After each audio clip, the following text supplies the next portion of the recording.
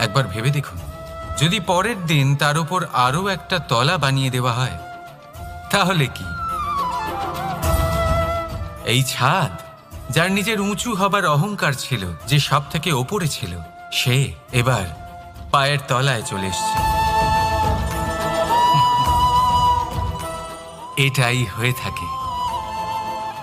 মনে কখনোই অহংকার পোষণ করবেন না।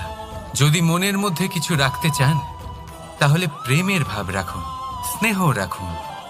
এই অহংকারকে আপনি যা ইচ্ছে নাম দিন, গর্ব হোক, আত্মসম্মান হোক, এর দ্বারা আপনার কোনোভাবেই কোনো লাভ হবে না। তাহলে এই অহংকারকে ত্যাগ করুন আর আমার সাথে ভালোবেসে বলুন, রাধা রাধা। একটা সিদ্ধান্ত, এই জীবনে